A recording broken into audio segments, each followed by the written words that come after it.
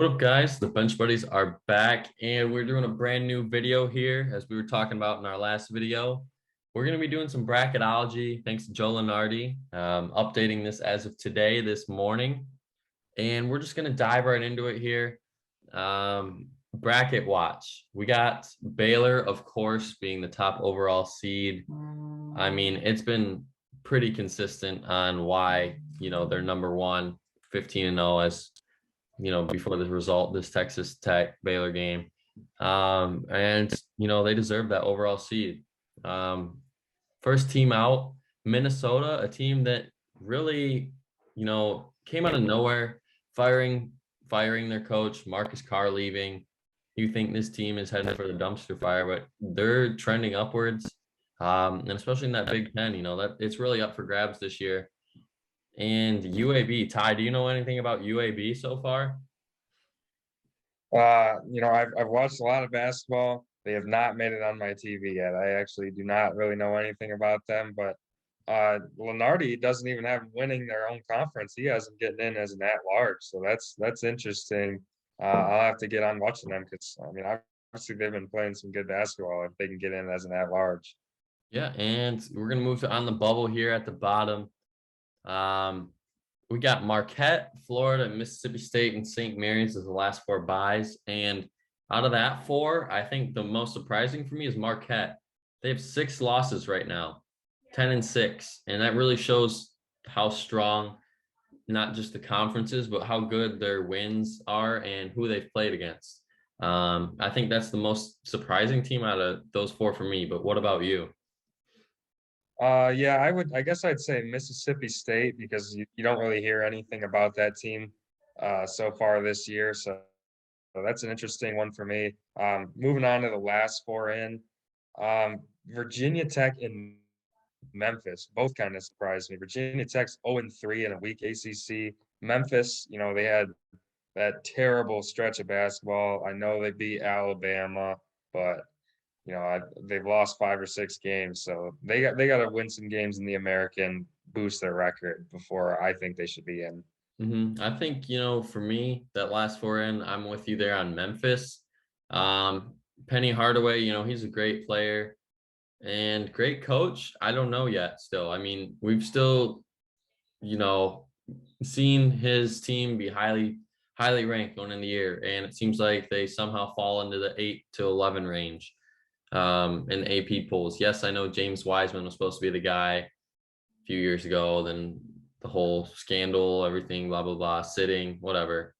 And I think just Memphis can, move past and be a pretty much guarantee if they finally get on track to what they should be. And moving to the first four out, St. Bonaventure to me was not even was is the most surprising team on this list. Because one, they're in a pretty easy conference. The A10, it's gotten better, but compared to all these other conferences that these teams are in, probably one of the easiest. And they've really kind of just hit a wall, building off of last year's success, being preseason ranked, in AP polls, showed how much they really love this team. And now they're here as of January 11th. So definitely a team to, watch. Is if they can get hot, they're going to get scary come March. Yeah, the next four out, I don't see TCU really having any chance to get in. I think they're going to get beat up pretty bad in the Big 12. Michigan has all the talent to get in, but obviously they've been terrible all year, so it's a long road up for them. UCF, team to maybe look out for. Easy conference. If they can beat Houston or Memphis, they could work their way up. Texas A&M, same for them. They've actually been playing pretty well lately. If they can beat some of those top teams in their conference, they have a chance to get in. And moving to the play-in games, the 16 seeds really aren't going to matter that much to us. But I think I got to go with Memphis here just because I think they'll finally get a tournament victory with the asterisks around it. And Virginia Tech UAB, I got to go with, UAB. You were talking about that 0-3 ACC record.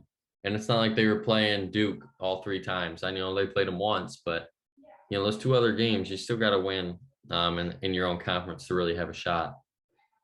Yeah, I agree. I think UAB and Memphis both win those games. Virginia Tech is just, I don't know what's going on with them. And moving to the bracket, we're going to start here on the south side.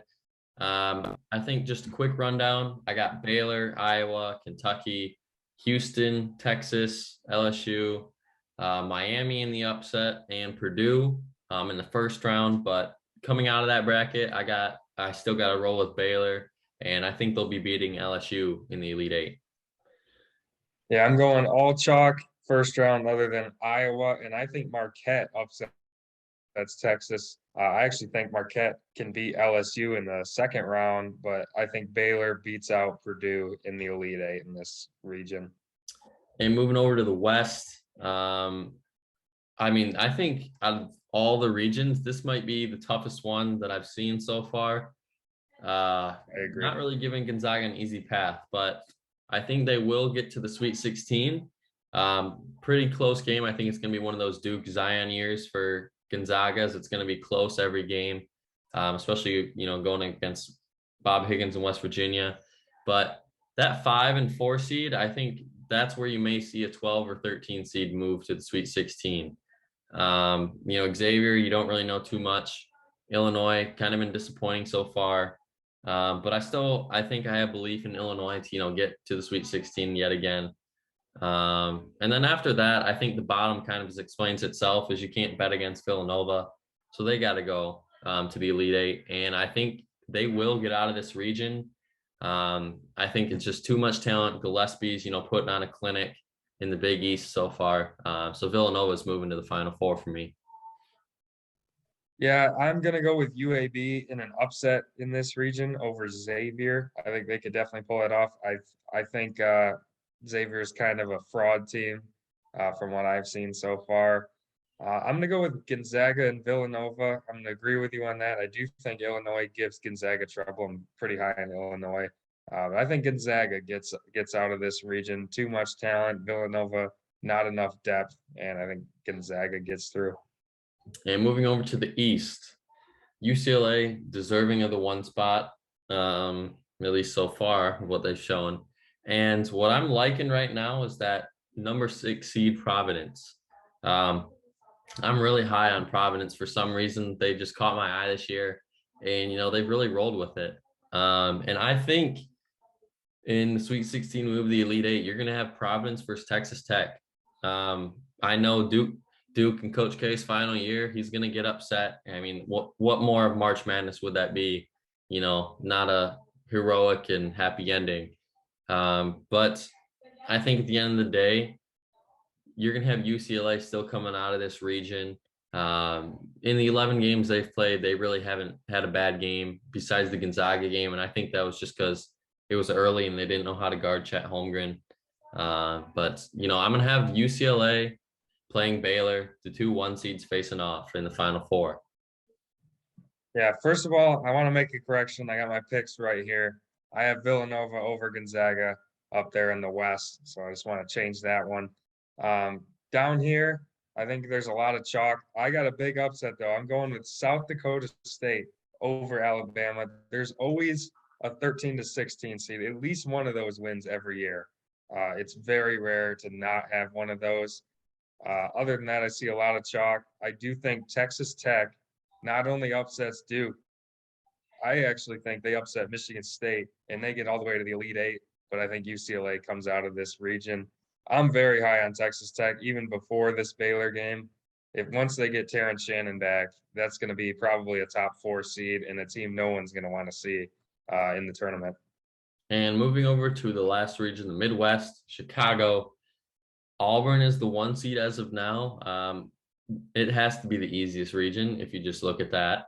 So in this one, I think we're going to have some chaos. It always seems like the easiest region has the chaos region. So I'm going, 1 versus 8, that'll move on. But I'm having Louisiana Tech upset a very hot Wisconsin team. They're really hit or miss in the tournament, Wisconsin. They either, rumble off at least the Elite Eight or they lose in the first round. And I think this year they're going to lose in the first round. And I have my 13 seed Louisiana Tech beating Iowa State as well. So they'll face off against Auburn. And I'm gonna have Mississippi State upset Seton Hall as well because they've been very inconsistent, Seton Hall. But I think out of this region, I'm gonna roll with Kansas. I think you just can't bet against Kansas in March, and it seems like they haven't had a Final Four appearance in forever, just because it's Kansas. That's what they're known for. So my Final Four consists of Baylor, UCLA. We got Kansas, and we have Villanova. Typical four teams that you would expect to be there. Yeah, so like you said, chaos. I have a lot of chaos as well, but it's a little different.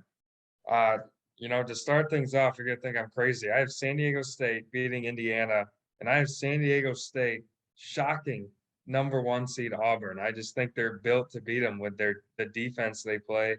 I think they pull a huge upset there. I'm gonna go the opposite of you. They're in the middle. I think Chattanooga beats Iowa State. Wisconsin gets through them. I have Kansas and Wisconsin here in the Elite Eight, and Kansas getting through. So I'm gonna have to agree with you. I got the same Final Four: Baylor, Mm. UCLA, Villanova, and Kansas. But let's see if we agree here.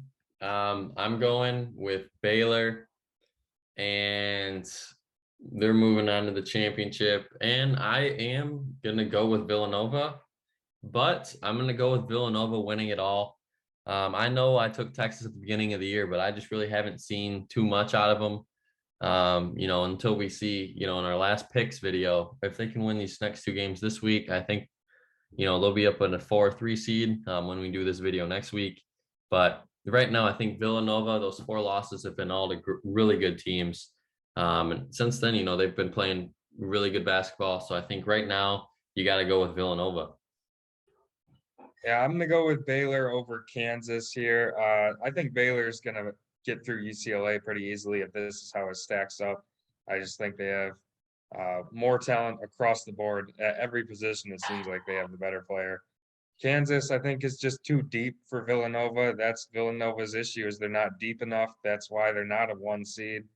And then Baylor and Kansas, it's hard. I just can't pick against Baylor right now. I will say, if they go into the tournament undefeated, I might pick them to lose here in the Final Four of the championship, just because that's too much pressure for a lot of teams. But right now, I got Baylor.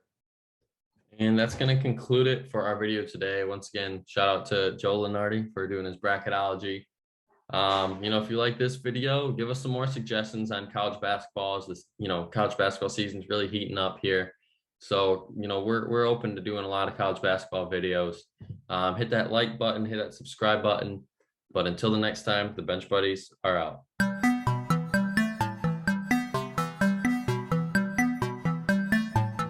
She never called back.